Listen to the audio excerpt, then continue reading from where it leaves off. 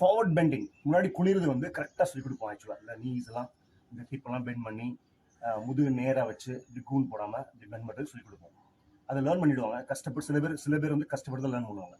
இப்படி பண்ணுறதா கரெக்ட். ஏன்னா அந்த பேக்கில் இன்ஜூர் ஆகாது, டிஸ்கில் வந்து சேஃபாக இருக்கும், கோர் மசில்ஸ் நல்லா வேலை செய்யும் இப்படி பெண்ட் பண்ணும்போது.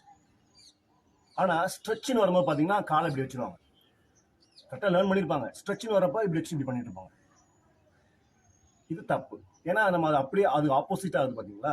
ஸோ இதுக்கு வந்து இந்த மாதிரி பாஸ்டர்ஸில் நம்ம ஸ்ட்ரெச் பண்ணும்போது திரும்ப பேக்கில் வந்து மறுபடியும் டிஸ்க்லாம் வந்து திரும்ப மறுபடியும் ப்ரொலாப்ஸ் ஆகிறதுக்கோ இல்லை பேக்கில் டேமேஜ் ஆகிறதுக்கோ சான்சஸ் இருக்குது.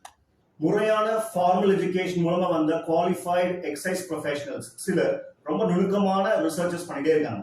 அதுல அவங்க கண்டுபிடிச்ச ஒரு விஷயம் என்னன்னா, நம்ம அந்த டிஸ்க்ல வர ப்ரெஷர்ல ரொம்ப மேக்சிமம் வரக்கூடிய பாஸ்டர் எதுனா இந்த மாதிரி பாஸ்டர். உட்காந்துட்டு வெயிட்டை தூக்குறது, உட்காந்துட்டு வெயிட்டை ரிலீஸ் பண்றது, இந்த மாதிரி பெண்ட் பண்றது, இந்த மாதிரி இதுல தான் சொல்லி கண்டுபிடிச்சிருக்காங்க. இதை பண்ணி தெரிஞ்சதுக்கப்புறம் நான்லாம் வந்து இந்த எக்ஸசைஸ் யாருக்கும் டீச் பண்றதே இல்லை.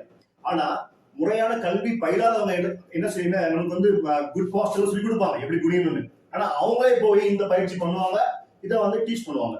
அதனால சொல்றேன், நம்ம வந்து இந்த இன்ஃபார்மல் முறையா பயிலாதவங்க அவங்க கிட்ட நம்ம எக்ஸசைஸ் லேர்ன் பண்றப்போ ரொம்ப கேர்ஃபுல்லா இருக்கணும்.